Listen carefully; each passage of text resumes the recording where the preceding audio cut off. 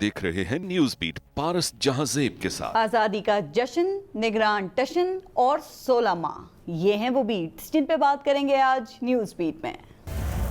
अस्सलाम वालेकुम, मैं हूँ पारस जहांजेब। ये दिल ये जान वार दो, मेरा वतन सवार दो, हयात जिसका नाम है बहादुरों का जाम है, ये जाम झूम कर पियो, जियो तो बेधड़क जियो, ये दिल ये जान वार दो, मेरा वतन सवार दो। चुने थे जिस कदर गुलाब, खार खार हो गए, बुने गए थे जितने ख्वाब, तार तार हो गए। गुलाब हैं ना ख्वाब हैं, अजाब ही अजाब हैं, चमन को फिर बहार दो, मेरा वतन सवार दो। वतन अजीज़ में 15वीं कौमी असम्बली अपनी 5 साला मुद्दत से 3 दिन पहले तहलील की जा चुकी। निगरान वज़ीर आज़म के नाम पर इत्तफाक हो चुका और अब हम जश्न आज़ादी की सालगिरह के एक और सूरज के तुलू होने का इंतज़ार कर रहे हैं। आज़ादी ऐसी नेमत है कि दुनिया की कोई चीज़ भी इसका मुकाबला कर ही नहीं सकती। इंसान तो फिर इंसान है, अगर किसी परिंदे को भी पिंजरे में कैद कर दिया जाए ना, तो वो भी आज़ादी की जद्दोजहद में खुद को ज़ख्मी कर लेता है। आज़ादी कुदरत का नायाब तोहफा है। जिस तरह हवा, धूप, बादल, रोशनी, खुशबू और मोहब्बत को छूकर नहीं देखा जा सकता, सिर्फ महसूस किया जा सकता है, इसी तरह आज़ादी को भी सिर्फ महसूस ही किया जा सकता है। आज हम आज़ाद हैं, आज़ाद मुल्क में रहते हैं और ये आज़ाद मुल्क पाकिस्तान है। और पाकिस्तान हमेशा से जिंदाबाद था, जिंदाबाद है और जिंदाबाद रहेगा। ये शाद रहेगा, आबाद रहेगा। जनाब, ये 24 करोड़ इंसानों का देश है, तो हर वक्त सब कुछ ठीक होना भी तो मुमकिन नहीं है ना। हाँ, कुछ शिकायत हैं, कुछ मुश्किलात हैं, लेकिन फिर भी यह आज़ाद वतन हमारा है और हम हैं पासबान इसके। हमें इस आज़ाद मुल्क में बहुत सी पाबंदियों का भी सामना है। हमें पूरा सच सामने रखने की आज़ादी नहीं, कुछ शोबों और इदारों पर तनकीद की आज़ादी नहीं, लेकिन फिर भी यह आज़ाद वतन हमारा है और हम हैं पासबान इसके। इस मुल्क में गुर्बत है, महंगाई है, बेरोज़गारी है, गरीब के लिए मौक़ों की कमी है, भूख भी है, अफलास भी है, तंगदस्ती भी है, जुल्म भी है, इंसाफ बहुत महंगा, तवील और सब्र आज़मा है। इन मुश्किलात के बावजूद फिर भी ये आज़ाद वतन हमारा है और हम हैं पासबान इसके। इस मुल्क की गवर्नेंस में मसाइल हैं, इदारे कमज़ोर हैं, कमज़ोर का इस्तेहसाल है, दौलत की तकसीम गैर मुनसिफाना है, टैक्स की चोरी है, कर्जों की मईशत है, आमदन कम और अखराजात बहुत ज़्यादा हैं, लेकिन फिर भी ये आज़ाद वतन हमारा है और हम हैं पासबान इसके। इस मुल्क में धौंस और धांधली की हुकूमत है। इलेक्शन में धांधली है, हुकूमत में धांधली है, तिजारत में धांधली है, मामलात में धांधली है, तालीम में धांधली है, सेहत में धांधली है, ये सब कुछ है, लेकिन फिर भी ये आज़ाद वतन हमारा है और हम हैं पासबान इसके। हमारे मुल्क में सियासत में कारोबार है और कारोबार में सियासत, सियासी इंजीनियरिंग भी है और सियासी इंतकाम भी। सियासत से दूसरों को माइनस और प्लस करने के शौक पालना भी अहम मशागिल में शामिल है। हर किसी को लेवल प्लेइंग फील्ड चाहिए, लेकिन अपने हिसाब से। तराजू के पलड़े भी बराबर चाहिए, लेकिन वो भी सिर्फ अपने हिसाब से। हुकूमत का मतलब ऑपोजिशन को ख़त्म करना और ऑपोजिशन का मतलब इस तरह के इंतकाम पर शिकवे और शिकायत करना। यहाँ की अदलिया तकसीम है, यहाँ सियासत तकसीम है, सहाफ़त तकसीम है, यहाँ तक कि पूरा माशरा तकसीम है। ये सब कुछ है, फिर भी ये आज़ाद वतन हमारा है और हम हैं पासबान इसके। सब मुश्किलात और रुकावटों के बावजूद हमने हर जंग जीती है, हर मुश्किल का मुकाबला किया है, हर आजमाइश पर खरे उतरे हैं। हमारी मट्टी ज़रखेज़ है, हमारा इत्तेहाद हमारी ताकत है, हमारी उम्मीद आगे बढ़ने का रास्ता है। तो हम ये इत्तेहाद और उम्मीद कैसे ज़िंदा रख सकते हैं, आज के प्रोग्राम में हम इस पर भी बात करेंगे। और आज प्रोग्राम में हमें ज्वाइन किया है सीनियर सहाफ़ी और तज्ज़ियाकार हैं आमिर इलियास राना साहब, सीनियर सहाफ़ी और तज्ज़ियाकार हैं अतर काज़मी और दिफ़ाई तज्ज़ियाकार हैं ब्रिगेडियर रिटायर्ड हारिस नवाज साहब। अस्सलाम वालेकुम और आप सबका बहुत बहुत शुक्रिया प्रोग्राम में शिरकत के लिए। पहले एक ब्रेक लेंगे, देखते रहिएगा न्यूज़ बीट। अच्छा, आमिर इलियास राना साहब, आपसे शुरू करते हैं। हम 76वां यौम आज़ादी मना रहे हैं और हर साल ही जश्न होता है, परचम लहराए जाते हैं और जो कौमी नगमे हैं वो भी हम ज़ाहिर है उनको भी चलाते हैं, सुनते हैं सर, लेकिन जो हमारे टॉपिक्स हैं वो नहीं बदलते। क्या खोया, क्या पाया, क्या हम आज़ाद हैं, एक तो इसकी वजह क्या है, और दूसरा ये देखें कि पाकिस्तान के साथ जो मुल्क आज़ाद हुए और जो उसके बाद हुए वो आज कहाँ पर पहुँच गए हैं। चाइना को देखें, वो रोड नेटवर्किंग से सारे एशिया को जोड़ रहा है, और भारत को देखें चांद पे जाने की बात कर रहा है। बांग्लादेश बाद में अलग हुआ, वो एक्सपोर्ट्स किंग बन चुका है। ये हमें रिवर्स गियर क्यों लगा हुआ है, हम क्यों पीछे हैं? 2-3 वजूहात हैं। हमने जिस मकसद के लिए पाकिस्तान बनाया, हमसे मुराद हमारे बुजुर्गों ने, मेरे वालिद 1947 में इस्लामिया कॉलेज लाहौर में पढ़ते थे जी। पाकिस्तान की तहरीक के वर्कर थे। हमें पता है कि बुजुर्गों ने किस कदर कुर्बानियां देकर और फिर इंडिया से यहाँ माइग्रेट हुए। आज जब दिल दुखता है ना, जो यहाँ बैठ के एकदम तबर्राबाजी पाकिस्तान पे हो जाती है, ठीक है हालात बड़े ख़राब हैं, लेकिन ये वो नहीं है कि आपकी आज़ादी ख़त्म हो गई है। मतलब हम बहुत सौ से बहुत अच्छे हैं, हम बहुत सौ से पीछे हैं। ये क्वेश्चन आपका बड़ा वैलिड है कि हमें इस पर बात करनी चाहिए, हमें अपनी कमी बेशी दूर करनी चाहिए, लेकिन हमें एज ए नेशन अपनी प्राइड को खोना नहीं चाहिए। क्योंकि आज मेरा लीडर अंदर है, कल दूसरे का लीडर अंदर है और हम तबर्रा भेजें पाकिस्तान पे, क्यों? मतलब हमारी हैसियत किसी शख्स के साथ नहीं होनी चाहिए। मुल्क पहले है, फिर आप बातें कर लें जो पसंद है ना पसंद है, भेजने नहीं आप किसी के ऊपर जो भी लाइकिंग और डिसलाइकिंग है ना करें, लेकिन उसमें ना आप ब्रेक लगाएं, एक रेड लाइन क्रिएट करें कि जी ये पाकिस्तान है, इस पे हमने बात नहीं करनी, इसके अंदर जो गलत हो रहा है हम उस पर बात करेंगे। ठीक है। अब आप ईरान चले जाएं, आप सऊदी अरब चले जाएं, आप दुनिया के किसी मुल्क चले जाएं, मैंने इस्लामी मुल्कों के नाम लेके शुरू की, उनके नेशनल डेज आज़ादी के दिन छुट्टियों पे छुट्टियां दी जाती हैं जी, मनाया जाता है। यहाँ मौत पड़ी भी होती है, क्यों? भूख नंग अफलास इतनी ज्यादा है, छुट्टी भी मतलब बड़ी मुश्किल से होती है कि यार कारोबार मर गया है नहीं रोटी। लेकिन यही वो सबक है कि आज के दिन मतलब अब ये प्रोग्राम जब नशर हो रहा है तो चंद मिनटों घंटे बाद इसने पाकिस्तान ने अपने अगले यौम आज़ादी में 76 में दाखिल हो जाना है। हम हमें सोचना ये चाहिए और हमारी डिबेट भी ये होनी चाहिए, हम सियासत भी करें सब कुछ करें, लेकिन हमारा प्रोग्राम ये होना चाहिए कि पाकिस्तान कहाँ खड़ा है। आपका ताल्लुक मीडिया से है और आप सीनियर सहाफ़ी हैं, तो थोड़ी सी बात अगर यहाँ पे हम अपनी फील्ड के हवाले से भी कर लें।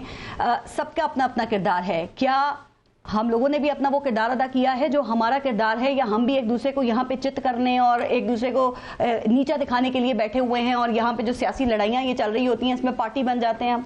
हम बाकायदा बद किरदार हैं इसमें, सिर्फ किरदार की नहीं बात, क्योंकि आप देखें आज जो नया फिनोमेना है ना यूट्यूबर का, उसमें क्या है कि मुझे किसके हक में बोल के यूट्यूब के ऊपर पैसे ज्यादा, क्योंकि ओवरसीज पाकिस्तानी देखेगा, हम सब यही काम करते हैं। मुझे अच्छा लगा, आपने बिल्कुल सही बात ये की। और अथर आप भी जरा मीडिया से अपनी गुफ्तगू शुरू कर लें, क्योंकि हमारी ये जो सोसाइटी है ना इसमें इस कदर तकसीम है, इतनी पोलराइजेशन है कि यहाँ पे किसी सहाफ़ी का आप नाम भी लेंगे ना तो फौरन लोग कहते हैं कि ओ ये तो फला पार्टी का मौक़िफ़ देगा।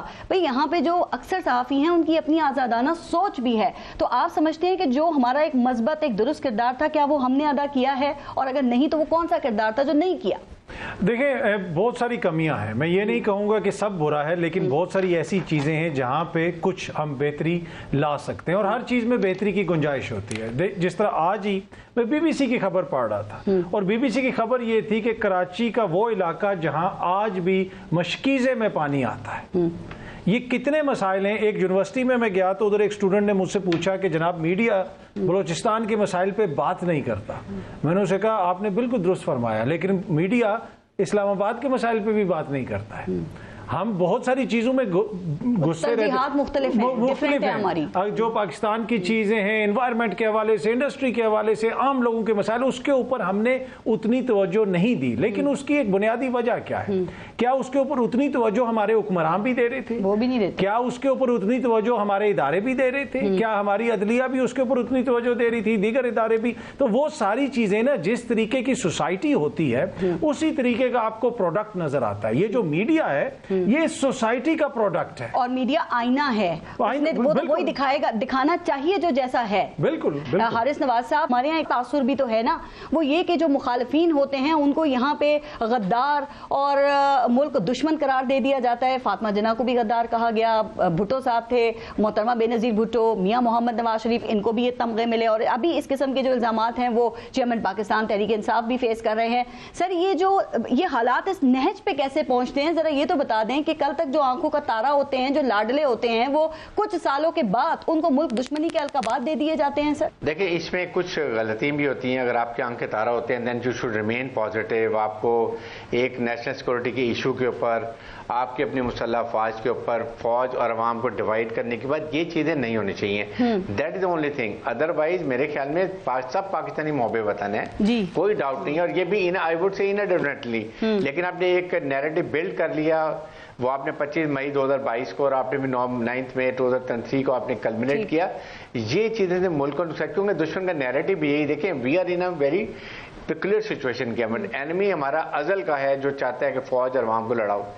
फौज को कमजोर करो और अपनी मर्जी के आप जो एजेंडा है उसको अचीव कर लो। हमने एज ए आज में एक अहद करना चाहिए कि we remain united, we defeat all enemy narratives. हमने नेशनल सिक्योरिटी पे कॉम्प्रोमाइज नहीं करना। और आज के बाद हमने जो हमारे पास $6 ट्रिलियन की बलूचिस्तान में मिलने हैं, IT के पास हमारा बहुत बड़ा स्कोप है, एग्रीकल्चर हमारे इकोनॉमिक इंजन है और डिफेंस प्रोटेक्शन, ये 4 जो हमने अभी एक अपने मेन पिलर्स को काउंट किया है इकोनॉमी के, इनको हमने चेंज नहीं करना। ये होते हैं सर इन दिनों के ऊपर, लेकिन अल्लाह करे इसका कोई पॉजिटिव रिजल्ट भी निकले ना। आई एम वेरी होपफुल जी, ये भी अच्छी बात है कि this is what I am this time very hopeful जी, कि होपफुल रहना चाहिए। थोड़ा सा और इश्यूज को भी आमिर इलियास राना साहब जरा शामिल करते हैं। ये अनवारुल हक काकड़ साहब निगरान वजीर आजम तैनात हो गए हैं, क्या इनका नाम आपके लिए भी डार्क हॉर्स ही साबित हुआ है सर? ये अचानक नाम आया है या फिर पहले से फाइनलाइज था और फिर वो इतने सारे नाम क्यों गर्दिश कर रहे थे अगर ऐसा था तो? देखें, मेरे लिए नाम मेरे पास मेरे ख्याल में हमेशा सर, मैं आमिर इलियास राना साहब से पूछ रही थी। जी, मैं आपको बताऊं कि मैं ये कहूं कि मेरे पास नाम मौजूद था, बिल्कुल नहीं था। हमने ट्वीट भी किया, आपने हिंट दिया था, लेकिन नहीं, मैंने ये दिया था कि छोटे सूबा होगा। पहले मैंने दिया हफीज शेख भी नहीं है, रिटायर्ड जज भी नहीं है, जो इतला आई। फिर ये आई कि पंजाब से आउट, यानी जलील अब्बास भी नहीं होंगे। मैंने कहा कि वो तो इस्लामाबाद क्लब के कमरे बुक कराने गए थे PM हाउस, वो नहीं गए PM से और उनकी वाकई नहीं मुलाकात हुई। वो पीपल्स पार्टी की तरफ से बड़े मजबूत कैंडिडेट थे, तसद्दुक साहब भी और जलील साहब भी, लेकिन पीपल्स पार्टी पीछे हट गई जब कंसेंसस इवॉल्व नहीं करा सकी। उनकी कोई लड़ाई नहीं हुई इस बात पे कि काकड़ क्यों आए। काकड़ आए हैं और ये जाहिर है प्रो एस्टेब्लिशमेंट है, बलूचिस्तान से एक पढ़ी लिखी पश्तून आवाज बलोच की, ठीक है। आपको चुनना था जहां मोदी ने मैसेज दिया था कि तुम फिक्र करो अपने बलूचिस्तान की, हमने तुम्हें मशरकी पाकिस्तान में मारा था, उसने नेपाल में मैसेज दिया था और हमने कलभूषण भी निकाला। हमारे लिए बड़े मसाइल हैं कि आपके मादनी वसाइल सारे वही हैं, आपकी जितनी अब रिकॉर्डिक है, गवादर है, सब कुछ है, आपको वहां से उठाना है। मेरा ख्याल है एक तो मैसेज देना मकसद था कि हमारी नजर से ओझल नहीं है ना बलूचिस्तान ना बलूचिस्तान के अवाम। शायद इसी पे एक सवाल देखिए, बहुत से अहम ओहदों पे बलूचिस्तान से और इससे पहले भी लोग तैनात हुए हैं। मसला ये है, मैं समझ गई आपकी बात कि वहाँ की महरूमियाँ भी हैं। ये जो आला ओहदों पे आते हैं आमिर इलियास राना साहब, इनकी महरूमियाँ तो खत्म हो जाती हैं, ये आज तक बलूचिस्तान की महरूमियाँ खत्म होने का नाम क्यों नहीं ले रही हैं सर? नहीं, ये बात इस हद तक हम ठीक कह सकते हैं कि जब जनूबी पंजाब से लोग आते हैं, जिसमें फारूक लगारी मरहूम हो, उसमें यूसुफ रजा गिलानी हो, शाह महमूद हो, ये बड़े लोग हैं जिनके बच्चे लाहौर और इस्लामाबाद में होते हैं और ये महरूमियों का रोना रोते हैं। मैं ये जनूबी पंजाब से ताल्लुक रखने के उसको मैं वो है वहां से, लेकिन आप इमरान को ही गिने जो खुद भी साउथ की तरफ से ही मियाँ वाली को बिलोंग करते हुए लाहौर से है, ठीक है, जिसको सराइकी का एक लफ्ज नहीं आता, क्योंकि उससे अगला जिला बखर है और फिर लिया है, बखर मेरा जिला है, मुझे पता है इन सब की। लेकिन मैंने बुज़दार का नाम इसलिए नहीं लिया कि वो किसी काउंटिंग में था ही नहीं। मतलब शुक्र करें कि अगर उसने कोई सड़क अपने इलाके में बना ली हो कब्जा करके या कुछ करके, कि ये वो लोग नहीं है। बिजली भी ले गया। बलूचिस्तान एक्चुअली महरूम है। अगर आपने और हमने ट्रैवलिंग की हुई हो तो हमें पता होगा, ये जो सड़कें भी बन गई जिसपे राइट शिफ्ट ड्राइव कर रहे थे और नवाज शरीफ साथ बैठे थे, ये हमारे फौजियों ने बेमिसाल कुर्बानियां दी। एक्चुअली ये नहीं है कि जी FWOG ठेकेदारी थी, नहीं, मीलों मील पानी नहीं होता था और वहां सड़क आपने खड़ी करके मोर्चे बनाए जहां पे सिर्फ दहशतगर्दी होती थी कि 5,000 रुपए दो और बम धमाका साइकिल पे करा लो, क्योंकि उसके पास रोटी खाने को नहीं है। यहाँ वो जो अब शब्बरज़ादी ने इंकशाफ किया, बिल्कुल ठीक बात है कि जब मैं बलूचिस्तान में हमने कहा कि भाई वो करो और हमें फौज कोर कमांडर ने कहा ना करो स्मगलिंग के खिलाफ, भाई कैसे ना करो। मैं इसाक खान की मिसाल देता हूँ, सबसे बड़ा प्रो पाकिस्तानी इस सेंस में कि लकीर पे चलता था आईन कानून की। जब पिंडी में बाड़ा खत्म किया ना, एक अगर पता नहीं आपके इल्म में है कि नहीं, एक बाजार यहाँ आज भी कुछ सामान मिलता है, उस वक्त बेपनाह सामान आता था, एकदम फैसला हुआ जी रोक दो। उन्होंने कहा ये उस वक्त इलाका गैर कहते थे फाटा को, आम जुबान में वो कहते थे तुम्हारे बच्चे उठा के ले जाएंगे अगर इनका रोजगार छीना, क्योंकि वो कंधों पे AC सामान रशियन सारा अफगानिस्तान दूर होनी चाहिए ना। यही मैं कह रहा हूं, आप बलूचिस्तान के लोगों को आप स्मगलिंग के नाम पे रोकने लग जाए। मैं कहता हूं कहीं से तो शुरू करें ना जी। हम जो ब्रिगेडियर साहब बात कर रहे थे, मैं उससे आगे बढ़ाते हुए होप रखते हुए, लेकिन मैं फिर ये बात करूंगा, ये मैं इस निगरान गवर्नमेंट के आने से पहले जब मुझे क्लियर हो गया कि ये मरदमशुमारी के नाम पे 4 महीने आगे जाएंगे, कितने अरसे के लिए होगी, तो ये मैं कह रहा था उस वक्त भी कि अब एक दफा 4 महीने का दे के शहबाज शरीफ पांव अपने ये 9 मई वाला बम जो इमरान ने स्टेट पे मारा, इन्होंने अपनी सियासत पे मारा है। ठीक है, जब आप 9 महीने से आगे गए हैं ना, फिर अब आप तवक्को ना करें कि 7 महीने बाद 6 महीने बाद इलेक्शन होंगे या नहीं होंगे। कितना हो सकता है आपकी खबर? लेकिन मैं आपको एक बात बता दूं, खबर हो या ना हो, मेरा ख्याल है जो फैसला कर रहे हैं ना उनके भी पक्के जहन में जितने मर्जी प्रोग्राम हो ABC वो नहीं चला सकेंगे। अगर इसके अंदर पॉलिटिकल डिवाइड आ गया इस प्रोग्राम पे इंप्लीमेंट करते हुए, जो आज वाहिद बका की एक निशानी नजर आ रही है, ये नहीं चलेगा। ना आपका बाहर का इन्वेस्टर आएगा, आपको इलेक्शन देने होंगे। अगर इलेक्शन आगे बढ़ गए, अगर ये सारे इन्वेस्टर भाग जाएंगे। हाँ। क्योंकि ये सारे सियासतदान फिर इकट्ठे हो जाएंगे। आपकी ना निगरान हुकूमत चलेगी और फिर वो इदारे को बहुत ज्यादा तनकीद का निशाना इन्वेस्टर भाग जाएंगे, मियां साहब आ जाएंगे, उनका आना भी गोल हो जाएगा। देखिए ना, मियां साहब तो इलेक्शन हो रहे हैं तो सितंबर के मिड में आ रहे हैं। और अगर आगे बढ़ गए, उनको क्या जरूरत पड़ी है फिर आने की? मतलब वो फिर ये गंद ये खाएं। अगर पाक फौज ने काकड़ साहब के साथ मिलके अपने ऊपर मलबा लिया, बहुत मुश्किल हो जाएगा काम चलाना। ओके, अच्छा अतर, आपके लिए भी अनवारुल हक काकड़ साहब जो हैं वो डार्क हॉर्स ही साबित हुए, क्योंकि वो सही कह रहे हैं राना साहब के, हम तो मीडिया पे कुछ और नामों को डिस्कस कर रहे थे ना, लेकिन वो बाप बाजी ले गया। जी देखें, पहली बात तो ये कि ये वो बाप पार्टी है जिसके हवाले से मौजूदा हुक्मरान जो कुछ कहते रहे वो सबके सामने है। दूसरी बात यह है कि जहां तक काकड़ साहब का ताल्लुक है, 1.5 हफ्ता पहले मैंने उनको कॉल की और तकरीबन 20 मिनट उनसे गुफ्तगू की। और मेरे वहम गुमान में भी नहीं था कि मैं 2 हफ्ते बाद जो शख्स वजीर आजम बन रहा है उससे बात कर रहा हूं। खुद भी नहीं पता होगा, उनके वहम गुमान में भी नहीं होगा शायद। उनको पता, मरियम नवाज जो मुलाकात हुई थी ना, ये वो खैर सगाली की मुलाकातें कराई गई। और वो 4 दिन पहले पिंडी में बड़े साहब से मिलके आए, 3 घंटे की मीटिंग। मरियम नवाज ने बड़ी तनकीद की है 3 साल पहले, वो याद है ना कि बाप ने बाप पार्टी को बना दिया। शेख रशीद के बारे में इमरान क्या कहते थे, परवेज इलाही के बारे में, ये सियासतदान एक ही जैसे हैं इस मामले में। जी जी, तो मेरी उनसे बात हुई और मैं उनसे बाप पार्टी के हवाले से ही पूछता रहा कि आप लोग किस तरफ जा रहे हैं, आपका मुस्तकबिल क्या है, किस में जम होंगे, क्या करेंगे। तो वो काफी चीजें होती रही, पर मैंने उनसे निगरान वजीर आजम के हवाले से नहीं पूछा। मैंने कहा इनको क्या पता होगा। लेकिन जहां तक उनकी शख्सियत का ताल्लुक है, शायद ही कोई शख्स हो पाकिस्तान की सियासत में जो उस पर एतराज करे। एक नफीस इंसान है, प्यार मोहब्बत से बात करते हैं। मेरा जब भी उनसे मिलना हुआ, लेकिन बाप के करीब हैं, लेकिन कहा जाता है कि उसूलों के ऊपर स्टैंड ले लेते हैं। कुछ वाकयात कोट किए जा रहे हैं कि उन्होंने उसके ऊपर स्टैंड लिया है, तो वो हर बात बाप की मानी जाएगी या फिर ये खुद अपने फैसले नहीं करेंगे? देखें, वो बाप पार्टी से उनका ताल्लुक है तो उनको क्या जरूरत है भतीजे भांजों की बातें मानते हैं। वो तो जिस पार्टी से ताल्लुक है उसी से वो मतलब बाप ही की बात मानेंगे। हाँ, जो बाप पार्टी है उनकी, जो अपनी बाप पार्टी है, बाप का मतलब हम पार्टी ही कह रहे हैं, पार्टी वही मैं कह रहा हूँ, मैं भी यही कह रहा हूँ कि वो उसी की बात मानेंगे। और मैंने तो पहले दिन ही अर्ज कर दी थी कि आप लोग जो सब इधर उधर कह रहे हैं ना कि इसका ये कैंडिडेट है, कैंडिडेट होगा वो जो राजा रियाज साहब देंगे। हम लोग फंसे रहे बुशरा बीबी की डायरी में, किसी ने राजा रियाज की डायरी देखी ही नहीं। असल तो खोलें और देखें उस डायरी के अंदर और क्या कुछ लिखा हुआ है। अच्छा। वो डायरी है असल डायरी, तो जो राजा रियाज। अब जो चेयरमैन सेनेट हैं वो भी बलोचिस्तान के हैं, निगरान वजीर आजम भी बलोचिस्तान के हैं, तो ऐसे में वो चेयरमैन पाकिस्तान तहरीक इंसाफ का क्या मुस्तकबिल लग रहा है? चीफ जस्टिस भी बलोचिस्तान, वो भी काजी फायजीसा साहब भी। तो आने वाले दिनों में या ये PTI के जो चेयरमैन है उनका क्या मुस्तकबिल लग रहा है? वो अगले हफ्ते बाहर आ जाएंगे जमानत पे या लंबा अरसा जेल में? अब नहीं, देखें जो आप हालात देखेंगे, 1 हफ्ते से ज्यादा का टाइम गुजर गया, अभी तक ये इजाजत नहीं मिल रही कि उनको खाना घर से आए या ना आए। देखें ना, एक तरफ लंदन में इलाज के लिए बैठे हुए अदालतों से इजाजत लेके, दूसरी तरफ घर का खाना नहीं दिया जा रहा। तो अगर किसी को ये खुशफहमी है कि वो जल्दी बाहर आ जाएंगे, मुझे नहीं लगता कि जिस तरीके से मामला चल रहे हैं और जो हुकूमत चेंज हुई है उसकी तब्दीली में इमरान खान साहब के लिए कहीं ना कहीं राहत होगी। सियासी निसाब तब्दील नहीं होगा, सियासी निसाब तब्दील नहीं होगा, इसी तरह चीजें चलेंगी। और मेरे ख्याल में अब इलेक्शन आगे थोड़े डिले होंगे और फिर असल जो इम्तिहान है कि 2 से 3 महीने बाद जो काकड़ साहब की तारीफें कर रहे हैं हुकूमती इत्तेहादी और हुकूमत वाले, ये लोग किस किस्म की बातें कर रहे होंगे और वो बड़ा मजेदार सिचुएशन। जिन्होंने रिजर्वेशन का भी इजहार किया ना, दूसरे दिन उन्होंने भी कह दिया कि नहीं हमने अभी कोई रिजर्वेशन का इजहार नहीं किया था। मियां साहब वापस आएंगे अगर इलेक्शन आगे हो जाते हैं? नहीं, देखें, मियां साहब के अपने भाई की हुकूमत थी।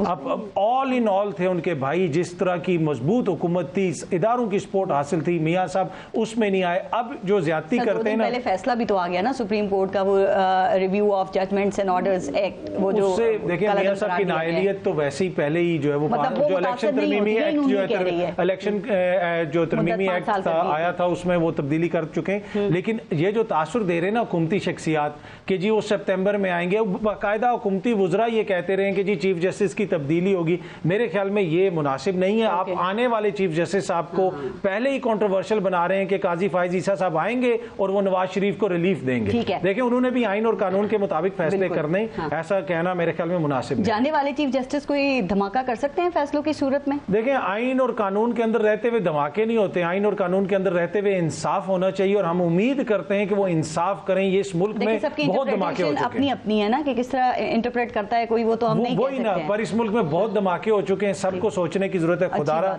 चीजों को काम डाउन करें और इंसाफ करें। ये धमाके जो है। हारिस नवाज साहब, ये अनवारुल हक काकड़ साहब का नाम बतौर निगरान वजीर आजम आपको कैसे लगा सर? उनका ताल्लुक बाप से है और आपको पता है ना कि बाप का ताल्लुक इस मुल्क की सियासत से बहुत गहरा है, बहुत अहम है, तो क्या आप भी इससे एग्री करते हैं कि बाप की वजह से उनको ये ओहदा मिला है सर? देखें, एक बात है पारस के, ये अनवार काकड़ साहब जो है ना, he is a very balance person जी। नंबर 2, आपने सेनेट में उनको देखा होगा किस तरीके से वो अपना किरदार अदा करते रहे हैं। स्टैंडिंग कमेटी में he was very active, international level पे बहुत अच्छे थे। और आप ये देखें, सीपैक, गवादर पोर्ट, उसके बाद BLA, BLF and economic development, और इन बलूचिस्तान खास तौर पे $6 ट्रिलियन भी दे एक्सपेक्ट कि यहाँ पर मिनरल्स हैं, जिसमें कॉपर है, लिथियम है, गोल्ड है, देन डिफरेंट ग्रेनाइट्स हैं ना। इसके लिए ये बहुत अच्छी बात है कि एक आपके चीफ जस्टिस भी आपके वो बन रहे हैं, चेयरमैन सेनेट भी हैं। This sense are offset enemy design जो है ना, मुझे तो ऑनेस्टली इसलिए बहुत खुशी हुई है। हालांकि आई डिडंट नो कि ही इनका नाम कुछ रोके नहीं हो रहा, but he should prove to be an excellent caretaker prime minister, number 1।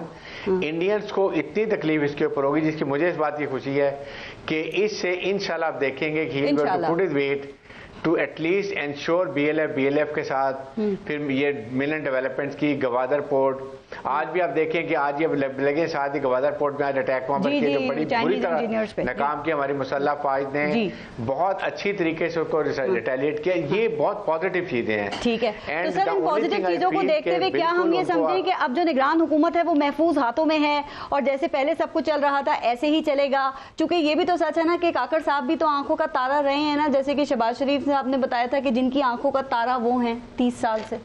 देखें, बात यह है कि बिल्कुल चलनी चाहिए, इसको कंटिन्यू पॉलिसी होनी चाहिए। यही मकसद भी है, आपने जो केयर टेकर को पावर एक्स्ट्रा दी थी, दिस वाज द पर्पस कि अगर आपके मार्च अप्रैल में इलेक्शन होने हैं तो nothing to stop, it should continue the way things have been planned. ये मैसेज पाकिस्तान का इस वक्त, पाकिस्तान के लिए रेसिपी भी यही है कि हमने जो इन्वेस्टमेंट आ रही है, वी कैन नॉट से कि जी अभी 3 महीने रुक जाएं, नई हुकूमत आएगी, उसके बाद हम इन्वेस्टमेंट करें, वो इन्वेस्टमेंट कोई और चली जाती है। So things should be continue moving in the right direction and we should be very positive. आज के दिन ऑनेस्टली आई फील कि हम दुआ ये करें कि पाकिस्तान के लिए ये 2024 is going to be really a game changer, जिसमें इकोनॉमी चेंज हो, हमारी यूथ जो नाउमीद हुई थी उनके लिए इतनी अपॉर्चुनिटीज हो कि वो बिल्कुल बाहर के साथ। ये सर, इस दुआ के साथ साथ मैं एक सवाल भी कर लूं कि जो आंख के तारे की बहुत बात हो रही है, तो ये एस्टेब्लिशमेंट का आंख का तारा बनने का फायदा क्या होता है? शहबाज शरीफ साहब ने जो है वो कोई तीसरी चौथी दफा बताया है फखरिया तौर पे कि वो एस्टेब्लिशमेंट और उनके जो हैं वो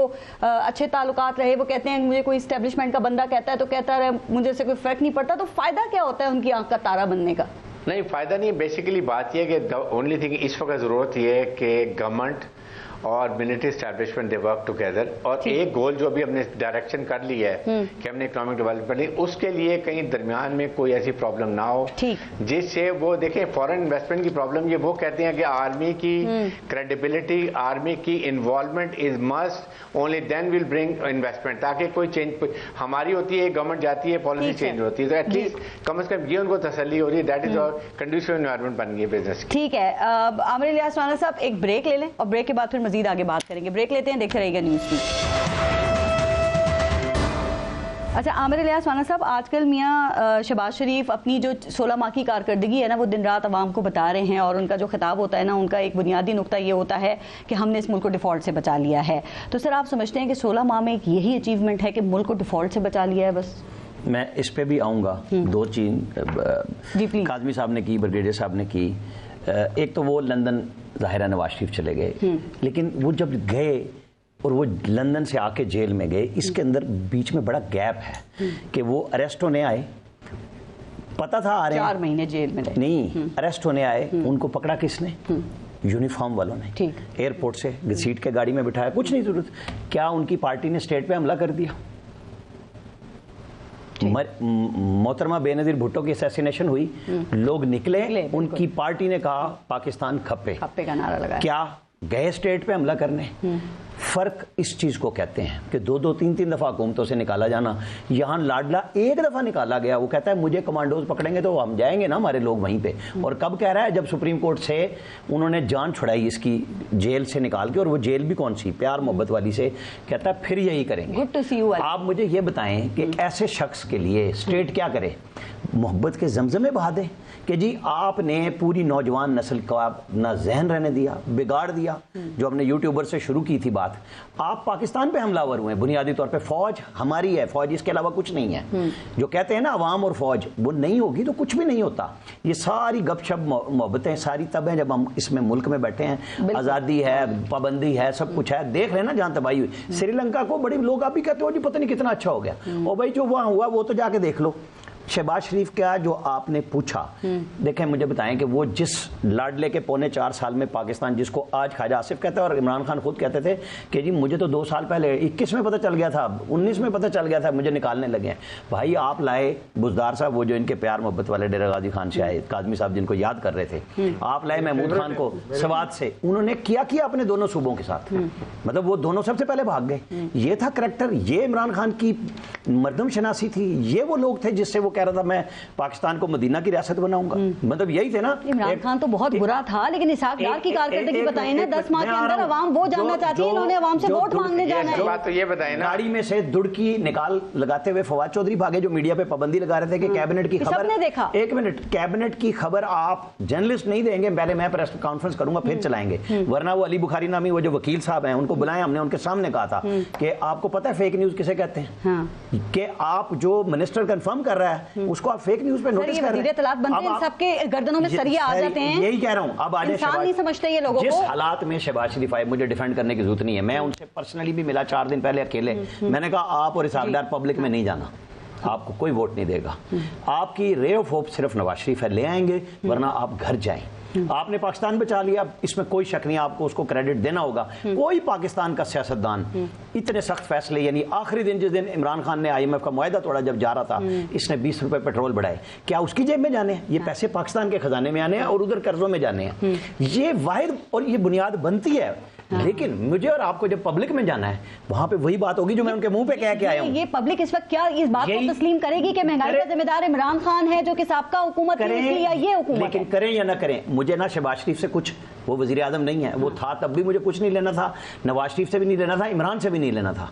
आपको बात सच कहनी पड़ेगी। पाकिस्तान का बिगाड़ उस लाडले ने डाला, जिसको बड़ी मुश्किल से आप बचा के बस यहां तक ले आए ना। आगे अब आप चलें कि आपकी एक्सपोर्ट ओरिएंटेड इंडस्ट्री खड़ी हो जाए, आप अपनी एग्रीकल्चर को खड़ा कर लें, कहीं से भी आप जब तक पैसे, अब कर्जे नहीं आने, अब आपको कर्जों को रीपे करना है, उनकी रिस्ट्रक्चरिंग होनी है, लेकिन पैसे आपको एक्सपोर्ट से मिलने हैं। अब आपके पास पैसे कहीं और से नहीं आने। अच्छा, ये जो पिछले 5 साल में जो चेयरमैन PTI की हुकूमत थी, उसके 3.5 साल और इनके 16 माह की जो कारकर्दगी है, जरा उसका कंपैरिजन तो दीजिएगा। किसकी कारकर्दगी बेहतर थी? अवाम किससे खुश थे? देखें, ये तो इसका असल कंपैरिजन तो अवाम करेंगे और अवाम फैसला करेंगे इलेक्शन वाले दिन। ये 2 सूबों में जो इलेक्शन से भाग रहे हैं, क्या ये वैसे ही भाग रहे हैं? ये पाकिस्तान की तारीख की सबसे बड़ी काबीना थी, 80+ वजीर और मशीर। दूसरी तरफ कहते थे कि खाने के लिए रोटी नहीं है, हम हर जगह पे जाते हैं तो लोगों से मांगते हैं। भाई इतनी बड़ी काबीना आपने किस लिए रखी हुई थी कि इस्तेकाम पाकिस्तान वाले भी आखिरी दिन तक काबीना का हिस्सा रहे? ये इस मुल्क के साथ ऐसा मजाक हुआ है। और दूसरा ये जो फॉल्ट से बचा लिया, वो बार बार बता रहे हैं। देखें, इससे बड़ी क्या बात होगी? ये वही है बात है, हर शख्स डिफॉल्ट हो गया, गरीब जी। ये वही चीज है कि आप मुझे कहें कि ये बटन लगा, इसको दबा दोगे तो ये लाइट ऑन हो जाएगी। मैं कहूँ नहीं, जरा पहले मैं जरा उधर से घूम के आऊंगा, मैं इधर जंप मारूंगा, मैं उधर करूंगा। ये तो पहले दिन पता था कि आप IMF के पास चले जाएं तो डिफॉल्ट बच जाएगी। मिफ्ता ने तो 6 महीने पहले डील कर ली थी। ये तो इन लोगों ने उसको डिले किया।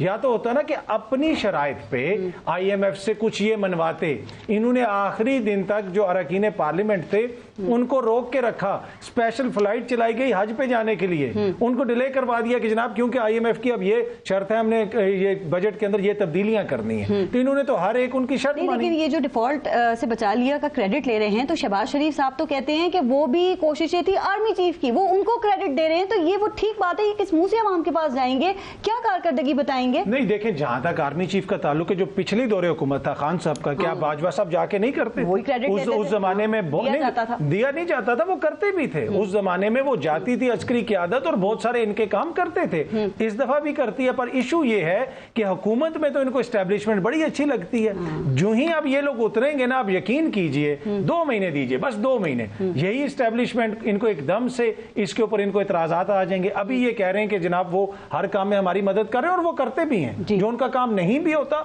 उसमें भी वो इनकी मदद करते हैं। लेकिन इसमें इशू ये है, जो मौशी पॉलिसियां ना इस वक्त मुल्क के अंदर, वो नवाज शरीफ की राइज है।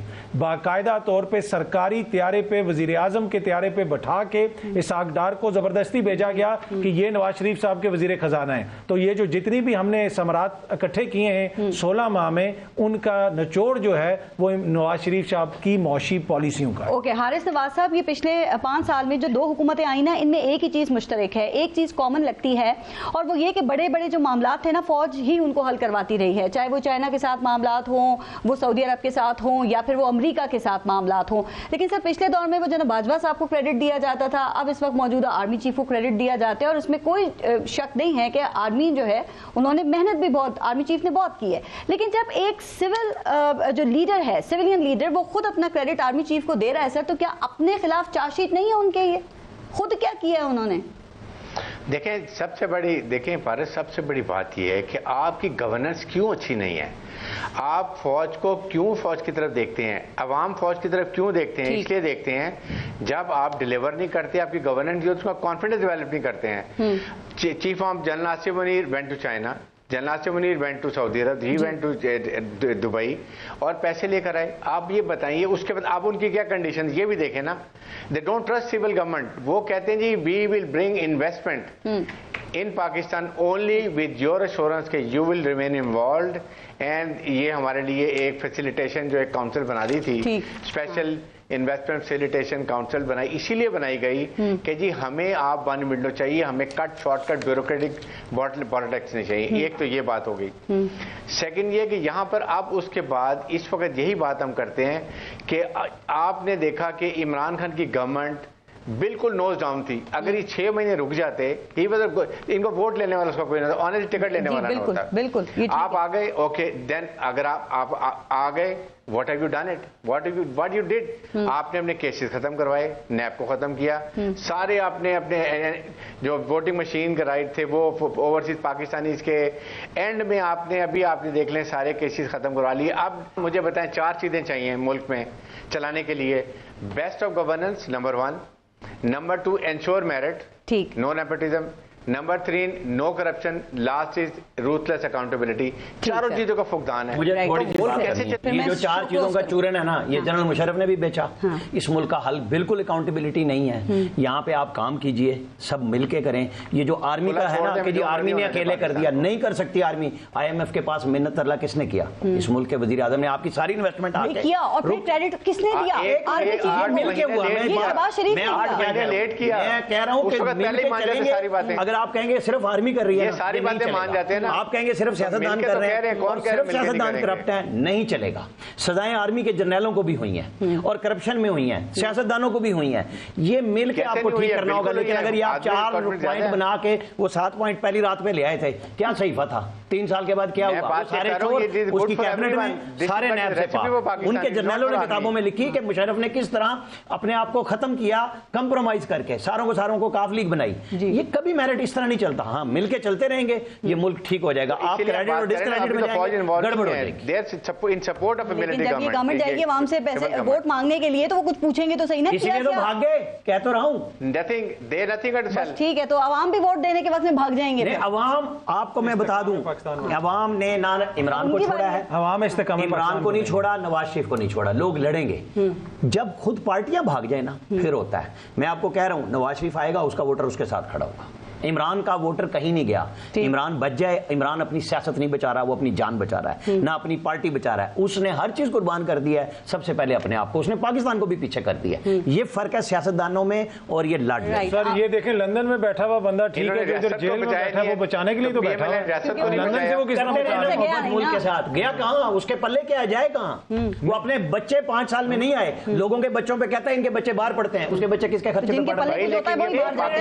उसके बच्चे किसके खर्चे पे पढ़ रहे हैं? वो क्यों पाकिस्तान में नहीं है? वो बाप जेल में है, वो आए नहीं। ये कोई अच्छी बात नहीं है, लेकिन क्या है कि 5 साल में वो एक दफा आए और घर की लड़ाई हुई कि अगर बेगम साहिबा होंगी तो हम नहीं आएंगे, वो नहीं आए। ये मिलने नहीं गए। जो अपने सगे बच्चों के साथ, मैं अडॉप्टेड की बात नहीं कर रहा, ये होती है मोहब्बत की, जिसको अपनी फैमिली के साथ नहीं है। आपको इतनी थी कि वो बच्चों के पास ही चले गए। वो तो देखे ना, वो स्टेट मैं आपको बता रहा हूं, काबीना ने रोने पीटने के बाद इजाजत दी। आज 50 रुपए के स्टाम्प को रोते हैं। काबीना कहां थी? क्यों इजाजत दी इमरान खान ने? वो रोया पिटा क्यों गए? तो ठीक ठाक है। फैसल सुल्तान ने क्यों झूठ बोला? यास्मीन राशिद ने क्यों?